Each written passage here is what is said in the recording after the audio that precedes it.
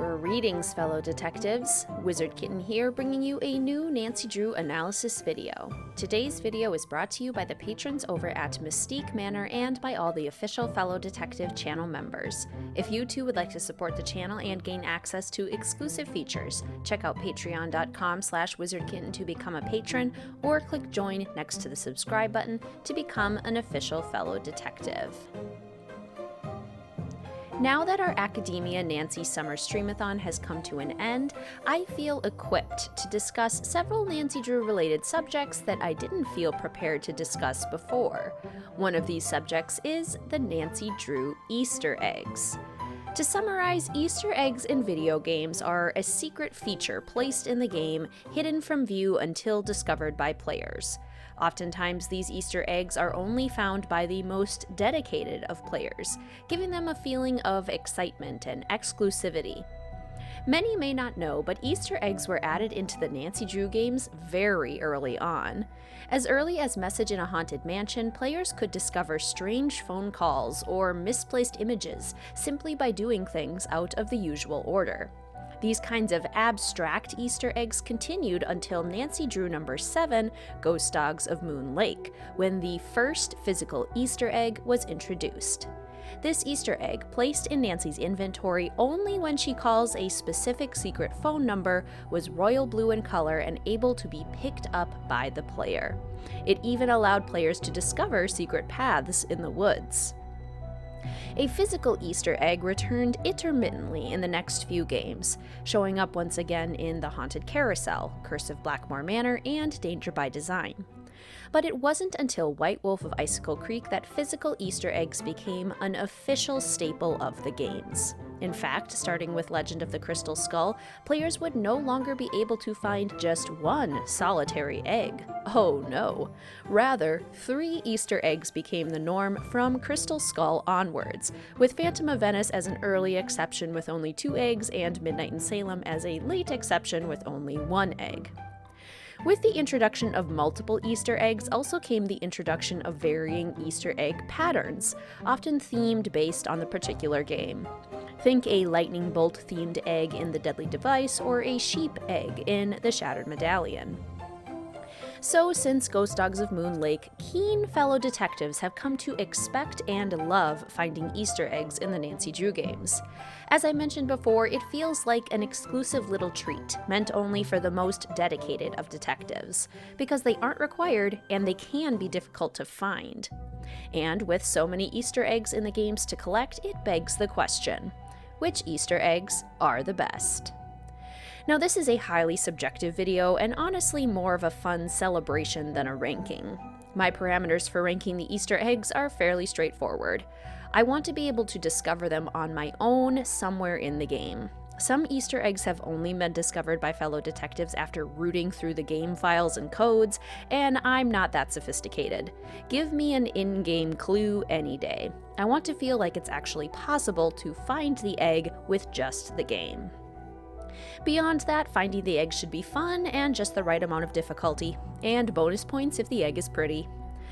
An obvious spoiler warning, this video reveals the location and process for finding 10 Easter eggs across the Nancy Drew games, so please proceed with caution. And without further ado, here are my top 10 favorite Nancy Drew Easter eggs. Number 10, Breaking the Vase in Tomb of the Lost Queen.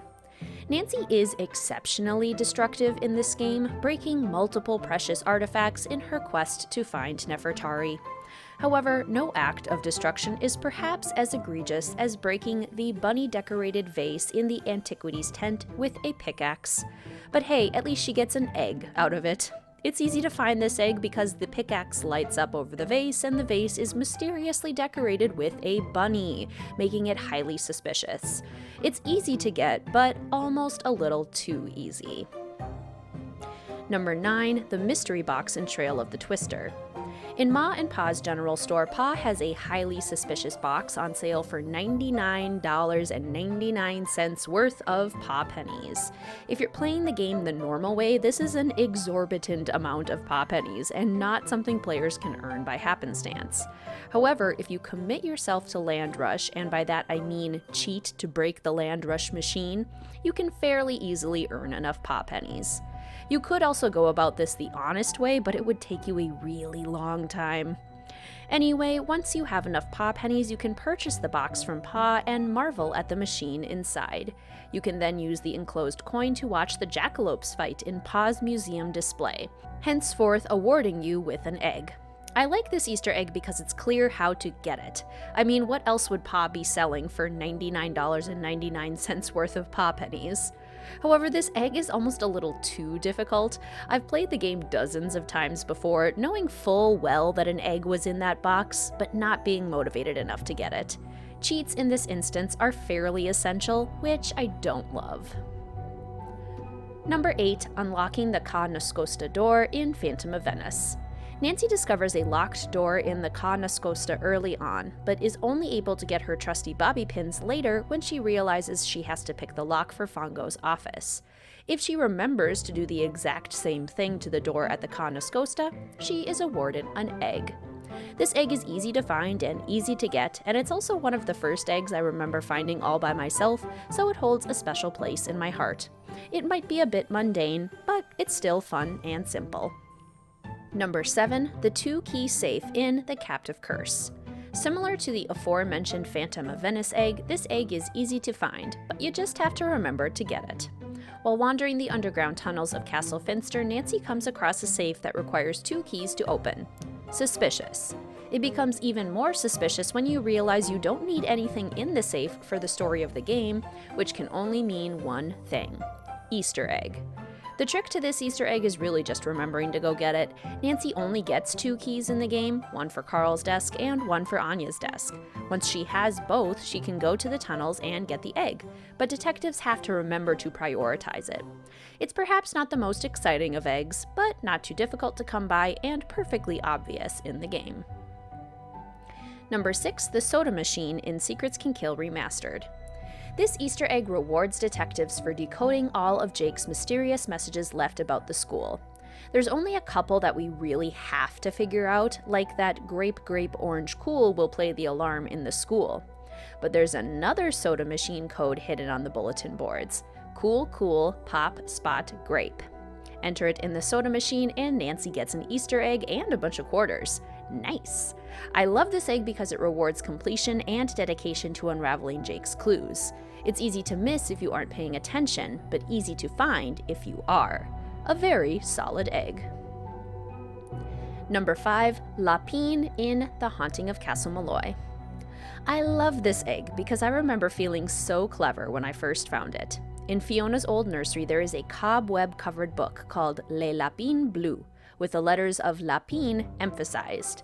Later in the game, Nancy finds a roll-top desk that requires a sequence of 5 letters to open. But where else have we seen a 5-letter sequence? On the Les Lapines Bleus book! If you put Lapine into the desk, it prints off a 4th dollhouse arrangement puzzle for Nancy to complete. Go complete it successfully, and you get an egg.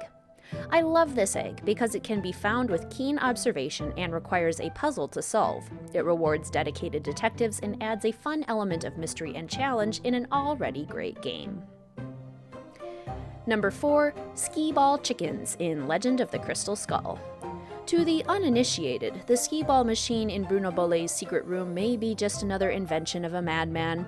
The eyeballs on the machine clearly indicate it as a hiding location for one of his glass eyes. But what are the chickens for? Kooky old man. Or is he? Any longtime Nancy Drew fan knows that chickens mean eggs. Spin all the panels on the skee-ball machine to chickens and you are rewarded for your logic and perseverance in solving such a finicky puzzle more than you have to. It's easy to find, presents a nice challenge, and is a fun little diversion. Number 3. Messages in Bottles in Ransom of the 7 Ships. Ransom of the 7 Ships rarely gets this high on my ranking lists, so it better enjoy its time up here in the top 3. This is well deserved though, because this egg is super fun. While out sailing, Nancy starts to come across these messages in bottles with scraps of paper. The more she finds, the more she pieces together a mysterious message with an excerpt of The Raven by Edgar Allan Poe. Not only is this a super fun hint to the next game in the series, Warnings at Waverly Academy, but it also includes a vague little hint to seek something deep in the sand near the sharks. If Nancy follows up on this clue while scuba diving, she is treated not to El Toro's treasure, but to a treasure all her own: an egg. This is such a satisfying Easter egg that takes a little perseverance, but is easy to find as long as you commit. It's the perfect amount of difficulty, is fun to get, and even includes a neat hint to the next game. Number 2, Ghostly Egg in Shadow at the Water's Edge. I love this egg so much. When exploring the beautiful baths at the Ryokan for the first time, eagle-eyed detectives will notice that there is a single tile that appears cracked, askew, amiss. Nancy, however, can't click on it, so all we can do is narrow our eyes suspiciously at it and wander away. But later in the game, when Nancy has access to EVP technology, she can make recordings anywhere around the Ryokan. I remember thinking it was odd that Nancy could approach the lantern in the pond, so even though it wasn't listed as a recommended recording location, I hit record anyway. Imagine my surprise when the EVP recorder picked something up. Go have a listen, and what does it say in a super creepy haunted ghost voice? If a ghostly egg is what you seek, under the broken tile you must peek. Aha, says I knew it! I immediately scurried to the baths and peeked under the tile, awarded with the egg that I simply knew had to exist. This egg is super pleasing, really pretty, and easy to find if you're being thorough. It's mysterious and fun. And finally, number 1, Mystico the Magnificent in White Wolf of Icicle Creek. This is such an iconic Easter egg. When Nancy uses the bathroom facilities at Icicle Creek Lodge, she occasionally mutters something to herself, usually a quote or reference to previous games. Eventually, though, she sings a little jingle. Call 1555 Mystico and prepare to be amazed. It would be easy to brush this off, but for detectives who shrug, say why not, and actually go call 1555 Mystico, they will be amazed. Mystico the Magnificent answers on the other end and gives Nancy a bunch of fun conversation options. One of these options is to find something very special. Nancy is instructed to return to the fishing shack, which is especially fun because it is usually blown up by this point. Through whatever magic Mystico wields, Nancy is able to time warp and go fishing at the fishing shack. Lo and behold, floating in the water is an Easter egg. When Nancy catches it, it seems like that is where the fun would end. But oh no, hardly. Now that Nancy has the egg in her possession, the next time she goes to sleep, she has a super weird and creepy dream. This is so fun because it makes sense she would have weird dreams while solving a mystery. But wait, there's even more. With the egg in her possession and the dream in her memory, Nancy can now go into the previously locked Chinook guest room. Head inside and feast your eyes upon the cutest and coziest little room in the entire lodge. This is seriously the room I would spend the most time in. Imagine curling up in there with a book and a cup of cocoa. Bliss. This egg not only comes with the egg, but a whole adventurous saga and an additional treat at the end. It's absolutely magical and my absolute favorite. So there you have it, fellow detectives, my top 10 favorite Easter eggs. I definitely prefer the physical eggs that can be found with just a little extra digging, but I also wanted to throw in some honorable mentions and fun features of the Easter eggs that do deserve some praise. In Ghost of Thornton Hall, if you find all 3 eggs and place them in the box with the hard-boiled egg holders in Charlotte's room, you'll find a chilling message from Charlotte herself. It's such a fun and spooky detail. In Warnings at Waverly Academy, you can use any of the Easter eggs to play air hockey with Leela and get an egg-themed mallet. I always wondered what the last unlockable mallet was, and now I know.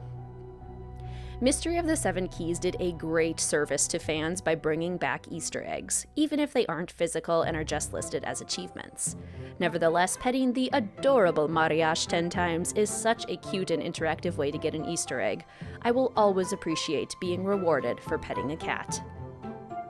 In Shadow at the Water's Edge, any of the Easter eggs can be used to access more colors and items on the avatar creator in Yumi's apartment.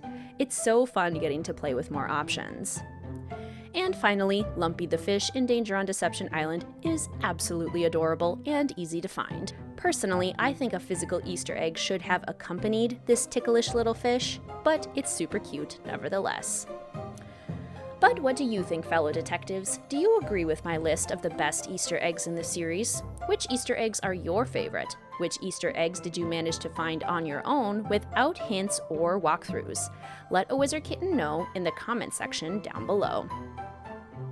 If you really enjoyed this video, please consider hitting that like button or tipping me for the video with a super thanks next to the download button right beneath the video. If you would like to come join a fantastic group of fellow detectives at Mystique Manor as a patron for the channel, gain access to exclusive content, and support the making of more content like this, please check out patreon.com/wizardkitten. I also have channel memberships with exclusive badges and emojis to use during streams and in the comment section. If you'd like to support the channel by becoming an official fellow detective, click join next to the subscribe button. Please feel free to follow the channel on Instagram or Discord linked in the description box down below. And as always, please feel free to like, comment, subscribe, and hit that notification bell for more Nancy Drew and Cozy Game content. Thank you so much for watching, fellow detectives. I will see you soon.